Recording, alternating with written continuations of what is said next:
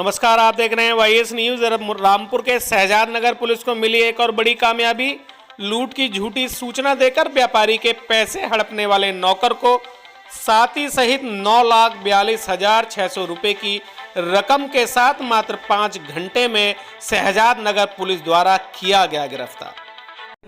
यहाँ के थोक व्यापारी हैं और घी तेल का व्यापार है इनके यहाँ।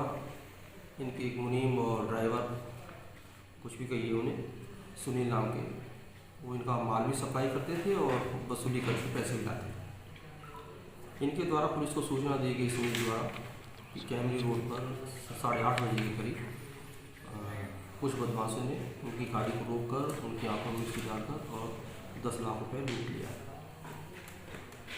उसके बताए अनुसार घटना का निरीक्षण किया गया, लेकिन घटना प्रथम दृष्टया संदिग्ध पाई गई।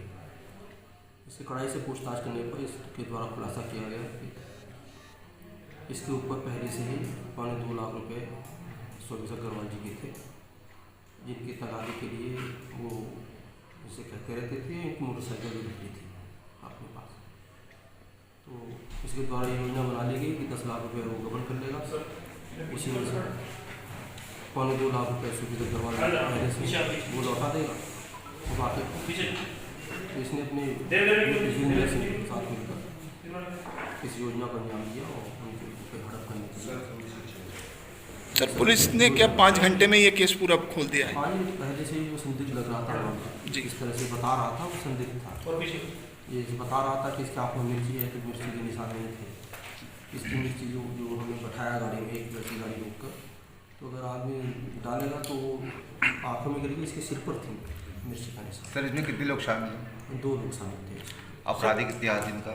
अभी आपराधिक इतिहास तो कोई नहीं है और वैसे जानकारी की जाए। सर, थाना शहजाद नगर टीम पैसा इसका सुविधा अग्रवाल जी का बरामद हो गया है और इनके खिलाफ दोनों अभियुक्तों के खिलाफ मुकदमा लिखकर इन्हें जेल भेजा। सर, पुलिस द्वारा 5 घंटे में इस केस को सुलझ कर देने पर क्या पुलिस को भी कोई इनाम की घोषणा की गई? हाँ, इसमें इनाम की घोषणा के लिए बात करेंगे, और लेकिन निश्चित रूप से बहुत अच्छा काम किया गया है। इस तरह से अभियुक्त था, इस तरह से जालसाजी कर रहा था, धोखा कर रहा, निश्चित रूप से ये विवेचना गहनता का ही परिणाम है कि तत्काल पुलिस इस निष्कर्ष पर पहुंची कि फर्जी बोल रहा है और पुलिस ने पूछताछ करके थैंक यू सर। ऐसे एक में बैठे हैं। किसानों को बर्बाद हुई फसलों का मुआवजा दे सरकार। भाकयू अन्नदाता ने विकास भवन रामपुर में प्रदर्शन कर मुख्यमंत्री को संबोधित 5 सूत्रीय ज्ञापन मुख्य विकास अधिकारी को सौंपा। पूर्व निर्धारित कार्यक्रम के अंतर्गत भारतीय किसान यूनियन अन्नदाता के कार्यकर्ता विकास भवन परिसर में एकत्र हुए तथा बाढ़ से बर्बाद हुई फसलों का मुआवजा देने की मांग को लेकर प्रदर्शन करने के बाद मुख्यमंत्री को संबोधित 5 सूत्रीय ज्ञापन मुख्य विकास अधिकारी गजल भारद्वाज को सौंपा। जी, मेरा नाम उस्मान अली पाशा है। मैं भारतीय किसान यूनियन अन्नदाता का प्रदेश अध्यक्ष हूँ।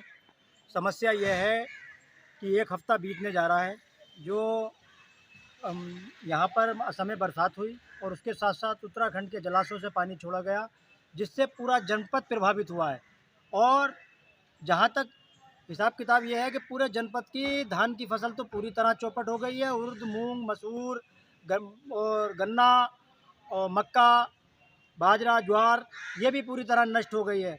और जिला प्रशासन कहीं पर भी अभी सर्वे तक का कार्य शुरू नहीं किया है।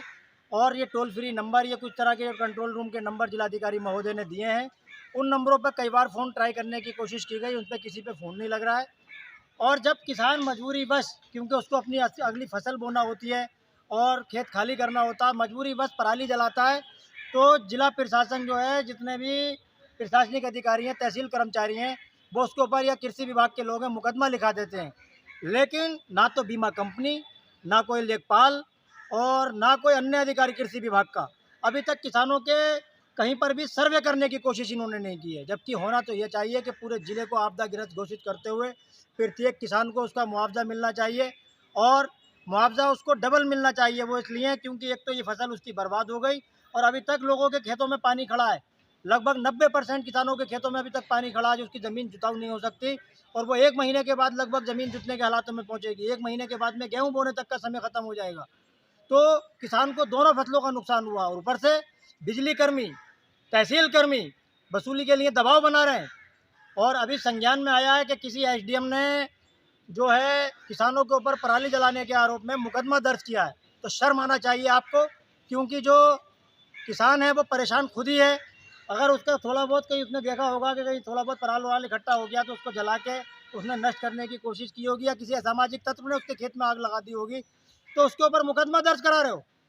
जबकि आपको अपना दायित्व निभाते हुए सबको मुआवजा दिलाने के प्रयास करना चाहिए, सरकार से मांग करना चाहिए, लेकिन कुछ नहीं किया जा रहा है। सिर्फ किसान को ठगने की कोशिश की जा रही है। लेकिन अब ये शायद भूल गए हैं कि किसान अब जाग चुका है। वो सरकारों के नाक की सरकारों की नाक में दम कर रखा है उसने। तो तुम्हारे क्या बस की बात है? तुम तो एक उसके कठपुतली हो सरकार के। तो आप समझ लो इस बात को कि किसान के साथ में जो भी बुरा करेगा, भारतीय किसान यूनियन अन्नदाता चुप नहीं बैठेगी।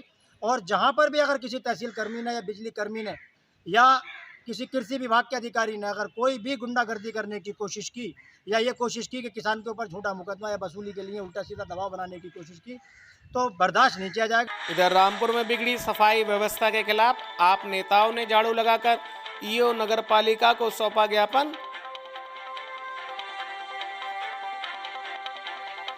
इधर आज उत्तर प्रदेश पावर कॉर्पोरेशन संविदा कर्मियों ने रामपुर में निकाली मसाल रैली। ज्ञापन लेने नहीं पहुंचे बिजली विभाग के अधिकारी। उत्तर प्रदेश पावर कॉर्पोरेशन निविदा संविदा कर्मचारी संघ के जिला अध्यक्ष राजकुमार यादव के द्वारा सभी कार्यकर्ताओं की मांगों को लेकर आज मसाल जलाकर यात्रा निकाली गई। साथ ही सरकार को जगाने की कोशिश की गई और मांग की गई कि हम पर हो रहे अत्याचार को लेकर हमारी तरफ भी ध्यान दिया जाए। 12 घंटे आदेश कर दिए, 12 घंटे काम करोगे और 8 घंटे का पैसा मिलेगा सर। हमारे साथ टोटल व्यवहार हो रहा है जी। संडे में भी सर काम दिया जाता है, संडे का कोई और 30 दिन काम दिया जाता है, 26 दिन का पैसा मिलता है हमें। ये समझिए हमारे साथ अत्याचार हो रहा है टोटल व्यवहार।